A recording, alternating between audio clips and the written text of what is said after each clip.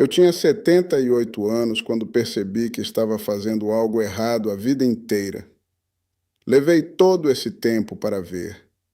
Estava na cozinha discutindo com minha filha sobre algo que não importava e, no meio da discussão, me ouvi. Ouvi como eu soava, como se estivesse tentando vencer em vez de tentar entender. E pensei: por que ainda estou fazendo isso? Sou Eugênio Silva, 84 agora, e passei os últimos 6 anos parando coisas que deveria ter parado décadas atrás, não começando novos hábitos, parando os velhos, aqueles que estavam me custando mais do que eu sabia. Talvez você seja mais jovem, ainda construindo sua vida, achando que tem tempo para descobrir isso depois. Talvez tenha minha idade, se perguntando se é tarde demais para mudar algo. De qualquer forma, há coisas que você provavelmente está fazendo agora que estão roubando anos de você. E você não vai notar até que tenham ido embora. Quando Lorena morreu, achei que a parte mais difícil seria o luto. E foi difícil. Mas o que me surpreendeu foi quanto eu tinha que desaprender. Quantos hábitos eu tinha construído em torno dela, em torno do trabalho, em torno de ser o tipo de homem que achava que deveria ser. Hábitos que não me serviam mais. Hábitos que talvez nunca serviram. A primeira coisa que parei foi comer tarde. Eu sei que parece pequeno, talvez até trivial.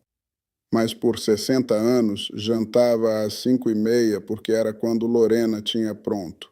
Depois que ela morreu, ficava acordado até tarde, sentia fome lá pelas 9 ou 10, fazia um sanduíche, sentava na frente da TV, comia em pé no balcão, parecia normal, parecia bem. Mas comecei a acordar sentindo como se tivesse sido atropelado por um caminhão. Pesado, cansado antes do dia até começar. Meus joelhos doíam mais, minhas costas doíam mais. Achei que era só idade, 80 anos me alcançando. Então, uma noite, fiquei sem pão. Não tinha nada fácil de fazer. Então, só fui para a cama com fome. Acordei na manhã seguinte me sentindo diferente, mais leve, mais claro. Então parei. A última coisa que como é o jantar. 6 horas, talvez 7, se estiver comendo com alguém. Depois disso, nada, só água. E em 2 semanas me senti uma pessoa diferente. Dormi melhor, acordei melhor. Até minhas articulações doíam menos. Seu corpo faz sua limpeza à noite, mas não pode limpar se ainda está digerindo. Não sabia disso quando era jovem. Gostaria de ter sabido. A segunda coisa que parei foi discutir com pessoas que não iam mudar. Eu costumava achar que se alguém estava errado, era meu trabalho corrigir, mostrar o caminho certo, fazer ver, especialmente no trabalho. Entrava em discussões com colegas, supervisores, pessoas que não sabiam do que estavam falando, e eu vencia às vezes, provava meu ponto, me sentia justo sobre isso, mas me custou. Promoções que não consegui porque não conseguia ficar de boca fechada, relacionamentos que esfriaram porque eu tinha que estar certo, sono que perdi repassando discussões na minha cabeça, pensando em coisas melhores que deveria ter dito. Depois que Lorena morreu, entrei numa com o meu mais velho sobre onde eu deveria morar. Ele achava que eu deveria me mudar para perto dele. Eu achava que deveria ficar onde estava. Fomos e voltamos por semanas. Ligações que terminaram mal. Tensão toda vez que conversávamos. Então um dia simplesmente parei, disse a ele: estou te ouvindo, vou ficar aqui, mas agradeço por se importar. E foi isso. Não tentei convencê-lo de que estava certo. Não defendi minha escolha, só a declarei e segui em frente. Ele não ficou feliz, mas paramos de brigar. E 6 meses depois, ele me disse que respeitava minha decisão. Isso não teria acontecido se eu tivesse continuado insistindo, continuado tentando fazê-lo ver do meu jeito. Algumas pessoas não vão mudar de ideia, e se desgastar tentando mudá-las é só pedir problema que você não precisa. A terceira coisa que parei foi ficar sentado o dia todo. Trabalhei em manutenção a vida toda, de pé, me movendo, levantando, consertando. Então me aposentei e de repente não tinha lugar para estar. Nada que exigisse que eu me movesse. Sentava à mesa da cozinha com meu café de manhã. Sentava no sofá lendo o jornal. Sentava assistindo TV à noite.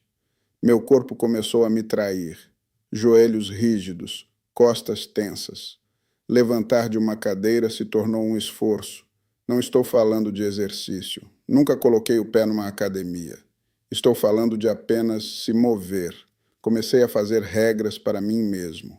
Não ficar sentado por mais de uma hora seguida. Se estou no telefone, fico em pé. Se estou lendo, levanto a cada capítulo e caminho até a janela e volto. Quando vou ao mercado, estaciono mais longe do que preciso. Coisas pequenas, mas se acumulam. E meu corpo respondeu. A rigidez diminuiu. As dores aliviaram. Comecei a sentir que ainda podia fazer coisas em vez de sentir que estava desmoronando. Seu corpo é como uma máquina. Você deixa parada tempo demais, enferruja. Não importa a idade que tenha. Se está sentado mais do que se movendo, está envelhecendo mais rápido do que precisa.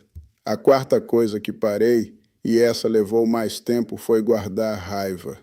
Não tenho orgulho disso, mas havia um homem com quem trabalhei. Fez algo que me custou.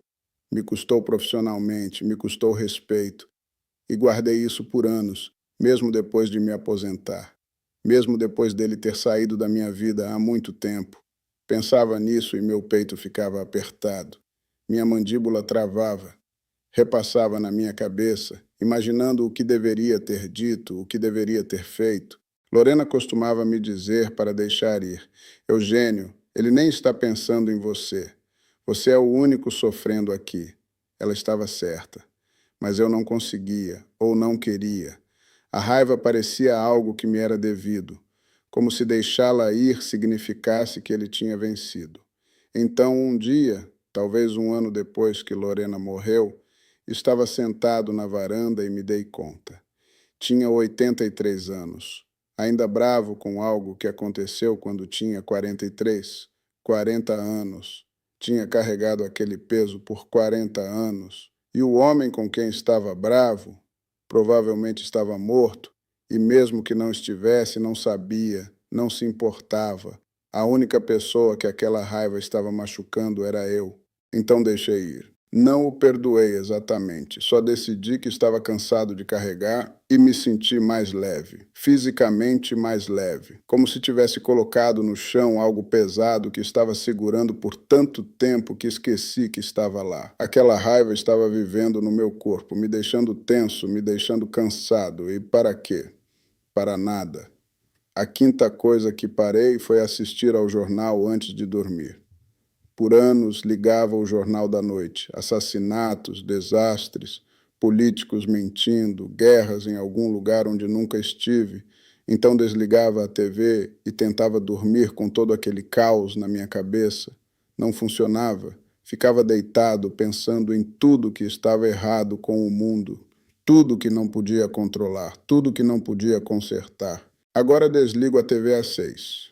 Leio um livro, sento na varanda se o tempo estiver decente, ouço o silêncio e durmo melhor do que dormi em anos. 8 horas na maioria das noites. O que você coloca na sua mente antes de descansar importa. Você enche de medo e raiva e más notícias. É nisso que sua mente mastiga a noite toda. Você enche de silêncio e calma, dorme como deveria. A sexta coisa que parei foi dizer sim para todo mundo. Fui criado para ajudar, para aparecer, para fazer o que precisava ser feito sem ser pedido 2 vezes, e isso me serviu bem por muito tempo. Mas depois que Lorena morreu, todo mundo queria algo. Meus filhos queriam que eu me mudasse para perto. Meus vizinhos queriam que eu consertasse coisas, vigiasse coisas, ajudasse com coisas. A igreja queria voluntários e eu disse sim, para tudo, porque não sabia como dizer não, porque dizer não parecia egoísta, mas estava exausto, ressentido, fazendo coisas que não queria fazer para pessoas que esqueceriam no dia seguinte. Então, uma tarde, minha vizinha perguntou se eu podia ficar com os filhos dela por algumas horas. E quase disse sim, por hábito, por obrigação. mas me segurei. Disse que não podia. Não expliquei por quê, só disse não. Ela encontrou outra pessoa. O mundo não acabou. E aprendi algo. Dizer sim para todo mundo significa dizer não para você mesmo. E eu tinha dito não para mim mesmo a vida toda. Para descanso, para silêncio, para não fazer nada por nenhum motivo exceto que eu queria. Vai parecer ridículo, mas comprei um pote de picles mês passado e não consegui abrir. Lutei com ele por 5 minutos. Minhas mãos não são mais o que eram. Finalmente só deixei no balcão e fiquei sem. 2 dias depois, minha vizinha bateu, viu o pote, abriu em 2 segundos. Me senti tolo. Mas então pensei, bem, pelo menos não estraguei minhas costas tentando provar que ainda podia fazer isso. A sétima coisa que parei foi esperar. Esperar pela hora certa. Esperar que as coisas fossem perfeitas. Esperar por permissão. Não sei quando comecei a fazer isso. Provavelmente jovem. Provavelmente aprendi com meu pai. Sempre adiando o que queria até o trabalho estar feito, até as contas estarem pagas, até todos os outros estarem cuidados. Lorena e eu conversávamos sobre fazer uma viagem de verdade, não visitar família, algum lugar onde nunca tínhamos estado. Conversamos sobre isso por 30 anos. Nunca fizemos. Sempre algo no caminho, trabalho, filhos, dinheiro, momento certo. E então ela se foi. E percebi que tínhamos esperado por um momento certo que nunca veio. Agora não espero. Se quero fazer algo e posso fazer, faço. Leio um livro no meio do dia, como café da manhã no jantar. Sento na varanda ao meio-dia em vez de lavar a louça, coisas pequenas, mas são minhas. E não estou mais esperando por permissão, nem dos meus filhos, nem de alguma versão futura imaginária de mim mesmo que tem mais tempo. Este é o tempo. Isso é tudo que temos. Tenho 84 anos. Cometi muitos erros. Desperdicei muito tempo. Mas nos últimos 6 anos, desde que comecei a parar essas coisas, me senti mais vivo do que aos 60, mais presente, mais grato. Não porque estou fazendo mais, porque estou fazendo menos do que estava me matando. Comer tarde, discutir com tolos, ficar parado, guardar raiva, encher minha mente com veneno antes de dormir, dizer sim para todo mundo, esperar por algum dia. Tudo isso estava roubando de mim, roubando minha energia, minha paz, meus anos, e eu nem sabia até parar. Estive aqui 84 anos. Vi pessoas que amo morrer cedo demais. Não porque a vida foi injusta, porque não paravam de fazer as coisas que estavam as destruindo. Não deixavam ir hábitos que estavam custando mais do que podiam pagar.